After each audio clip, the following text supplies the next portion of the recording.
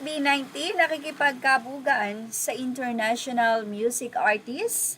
Yan po ang naging topic ng Abante article kung saan ibinahagi nila ng SB19 ay tunay na nakikilala na talaga internationally or globally. Biruin nyo ba naman ang kanilang nga pong katunggali sa nasabi nga pong digital platform sa kanilang music ay ang mga kilalang music icon katulad ng BTS at marami pang iba.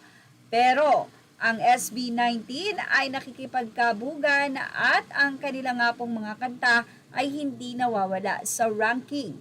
Well, mula sa naging update ng Abante, dito na nga ipinagmalaki ng artikulo kung gaano namamayagpag ang SB19 internationally.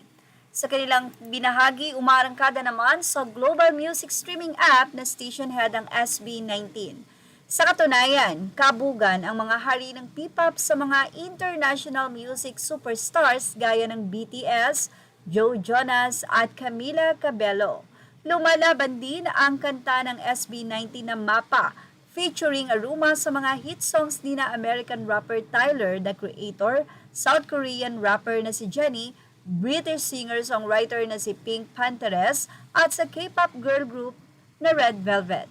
Hanggang ngayon ay patuloy pa rin ang pamamayagpag ang Indonesian version ng Mapa ni Nestel Pablo Jos Justin Ken kasama ang Indonesian superstar na si Aruma sa buong mundo.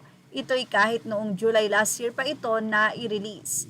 Hopya nga ang fanay ng Mahalima sana hoping ang panay ng Mahalima na sana mag-guest si Aruma sa wakas at simula the trilogy concert finale sa darating na April 18 sa SMDC Festival Grounds. Wish nila na ma-perform ng live ang trending Indonesian version ng nasabing OG SB19 hit song noong 2021. O nga no, bakit nga kaya hindi? Sana nga, ito ay mula sa naging update ni Mr. Ogie Rodriguez.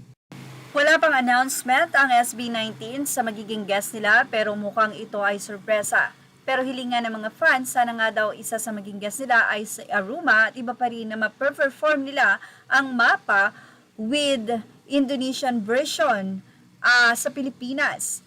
Kaya naman hoping ang mga fans or 18 ng SB19 na nagpaiyak sa maraming mga Indonesian sa kantang Mapa, ang sana nga daw ay isa sa guest nila ay walang iba kundi si Aruma.